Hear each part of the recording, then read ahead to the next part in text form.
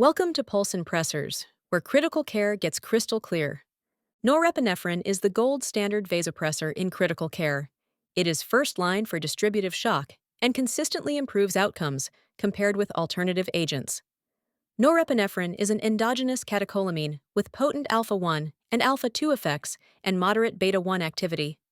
It is rapidly metabolized by COMT and MAO into inactive metabolites, supporting precise moment-to-moment titration. Pharmacokinetically, norepinephrine acts within seconds, peaks nearly immediately, and dissipates quickly after stopping. Its short half-life allows rapid adjustments and predictable hemodynamic control. Mechanistically, norepinephrine provides strong alpha-1 vasoconstriction with modest beta-1 inotropy, raising SVR and MAP while maintaining or improving cardiac output. Minimal chronotropy distinguishes it from dopamine and epinephrine. Indications include septic shock, other distributive shock states, hypotensive cardiogenic shock, neurogenic shock, anaphylaxis, and post-cardiac arrest hypotension. Its broad effectiveness makes it the most commonly used pressor in the ICU. Therapeutic benefits include reliable MAP restoration, maintained forward flow through beta-1 support, and improved organ perfusion. Trials consistently show lower mortality and fewer arrhythmias compared with dopamine. Typical dosing begins around 0.05 to 0.1 micrograms per kilogram per minute and titrates to a MAP greater than or equal to 65 millimeters of mercury. Needs greater than 0.2 to 0.5 micrograms per kilogram per minute often signal inadequate resuscitation or the need for adjuncts such as vasopressin or epinephrine. Norepinephrine raises MAP through SVR and cardiac output support. Heart rate generally remains stable. At high doses, splanchnic and peripheral vasoconstriction can occur, but less so than with pure alpha agents. Adverse effects include peripheral ischemia, extravasation injury, mild arrhythmia risk, and increased afterload in severe ventricular dysfunction. Hyperglycemia may occur. Caution is required in PVD, Raynaud's, and tachyarrhythmias. Its hemodynamic profile is predictable. SVR increases, cardiac output is preserved, and tachycardia is minimal.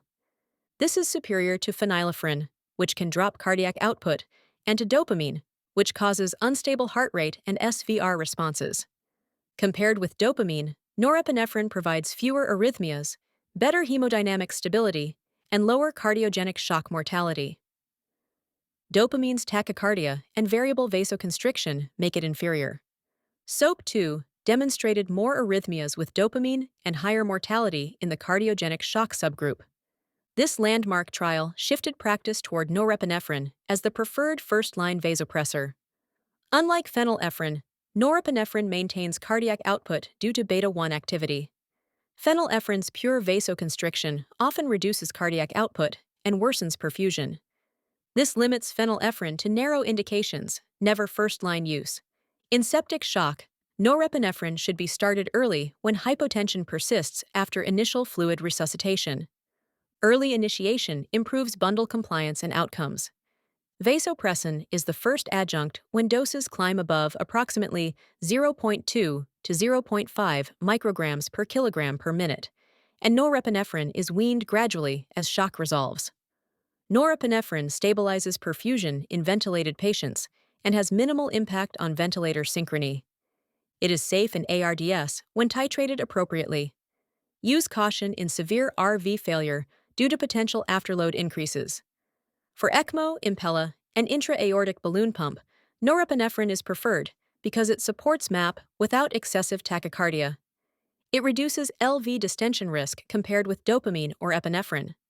Avoid overshooting afterload and monitor limb perfusion in cannulated patients. Norepinephrine's first-line status reflects consistent evidence: lower mortality and fewer arrhythmias than dopamine, better stability than phenylephrine, and a predictable dose-response curve addressing both low SVR and reduced inotropy. Extravasation causes severe vasoconstriction and tissue injury. Central access is preferred for ongoing therapy, but short-term peripheral use is acceptable if done properly. If extravasation occurs, stop the infusion and infiltrate phentolamine around the site to reverse vasoconstriction. In refractory shock, add vasopressin first for a non-adrenergic mechanism and catecholamine sparing. Epinephrine is second line when more inotropy or vasoconstriction is needed. Angiotensin II is reserved for ultra-refractory cases. Norepinephrine requires a standardized concentration, infusion pump delivery, and ideally a dedicated central line. Weaning should be gradual in small decrements, with adequate time for MAP stabilization between steps. Monitoring centers on continuous arterial pressure, MAP targets individualized to the patient, lactate clearance, urine output, capillary refill, and evidence of adequate perfusion. Advanced hemodynamic monitoring refines titration when available. This is Pulse and Pressors, reflecting on the marvels of the human body. Subscribe to stay sharp.